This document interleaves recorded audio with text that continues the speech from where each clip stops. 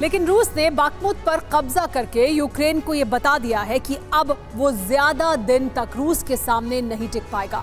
Ukraine की तबाही को रोकने के लिए ज़ेलेंस्की ने एक ऐसी साजिश रची है जिसके जरिए वो पुतिन का मर्डर कराना चाहते हैं। न सिर्फ पुतिन बल्कि पुतिन के वो तमाम करीबी भी उनके टारगेट पर हैं जो यूक्रेन के लिए बड़ा खतरा है, जिसमें वैगनर चीफ येवगेनी प्रिगोजिन और बेलारूस के प्रेसिडेंट अलेक्जेंडर लुकाशेंको का नाम भी टॉप पर है। यूक्रेन का टारगेट नंबर 1 रूस के प्रेसिडेंट व्लादिमीर पुतिन।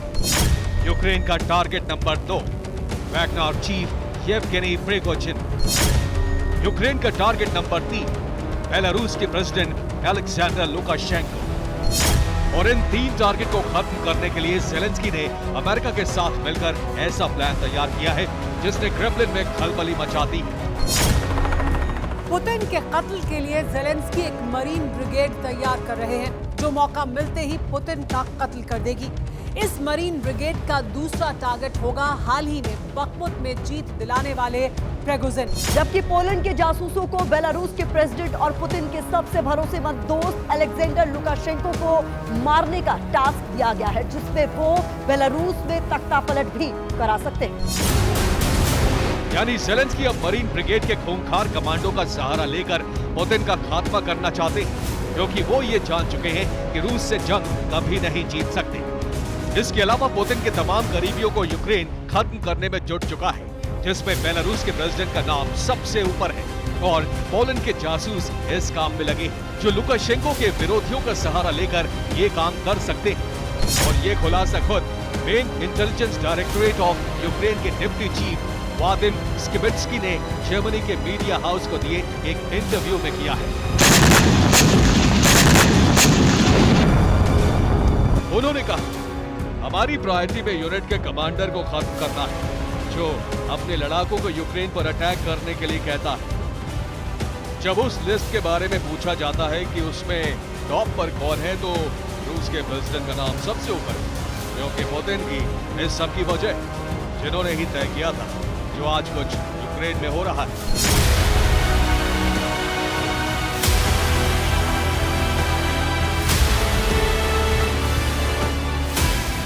इतना ही नहीं, आगे ये भी खुलासा किया कि वो इस मिशन में पुतिन के काफी पास तक जा पहुंचे थे। यानी इसका सीधा मतलब है कि पुतिन को मारने के लिए यूक्रेन कई दफा कोशिश कर चुका है।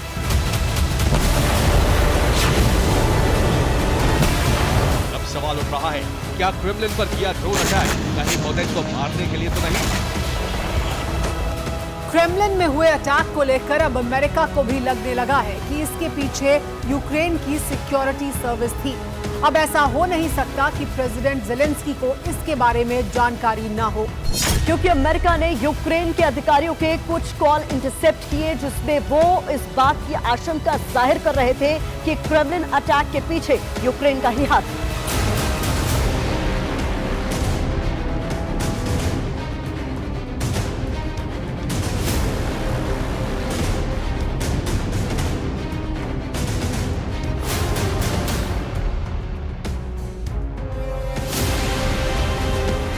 न्यूयॉर्क टाइम्स में छपी रिपोर्ट में यह खुलासा हुआ है कि क्रेमलिन हमले के पीछे यूक्रेन का हाथ है और जो मंसूबे ज़ेलेंस्की के दिखते हैं उससे साफ लगता है कि क्रेमलिन पर हमला पुतिन को मारने के लिए किया गया था, जबकि वो हमला नाकाम कर दिया गया था।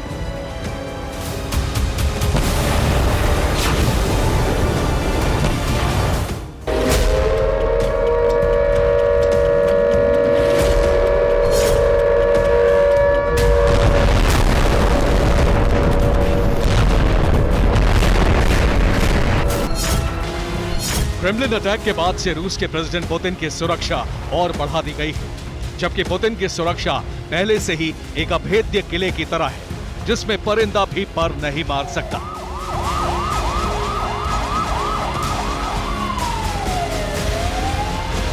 पुतिन की सिक्योरिटी 4 लेयर में बटी होती है, जिसकी जिम्मेदारी फेडरल प्रोटेक्टिव सर्विस की होती है, जो तय करती है कि इस लेयर में कौन से कमांडो होंगे।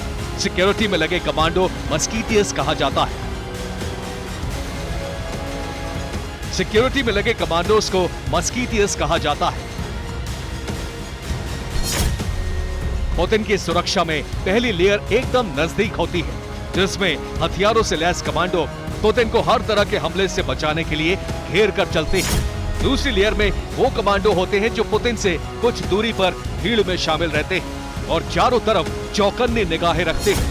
तीसरी लेयर सिक्योरिटी में लगे कमांडो भीड़ भाड़ वाले इलाके में भीड़ से बाहर की तरफ होते हैं, वहां से वो पूरे इलाके पर नजर रखते हैं। इसके अलावा चौथी लेयर में आसपास की इमारतों में कमांडो स्नाइपर्स के तौर पर तैनात होते हैं जो पुतिन पर हमला करने वाले शख्स को तुरंत खत्म कर सके।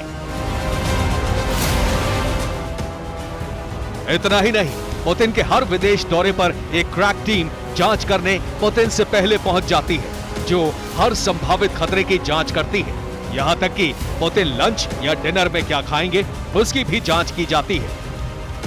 क्रैक टीम के अलावा हर जगह काले कोट, ईयरफोन, ब्लैक गॉगल्स लगाए कमांडो पुतिन के साथ साए की तरह रहते हैं,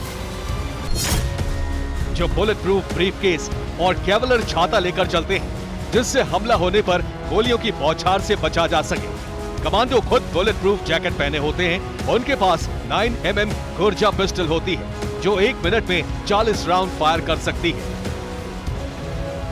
अगर ये सभी परतें फेल भी हो जाएं तो भी पुतिन के काफिले में एक बख्तरबंद कार हमेशा मौजूद होती है जो भारी मिलिट्री अटैचमेंट से लैस होती है। पुतिन की 7 टन वजनी कार रासायनिक हमलों को भी आसानी से झेल सकती है। इतना ही नहीं, पानी में भी तैर सकती है। कार में खुद का ऑक्सीजन जनरेटर है, किसी भी हमले की स्थिति में अंदर बैठे लोगों को ऑक्सीजन पूरी तरह मिलती रहे।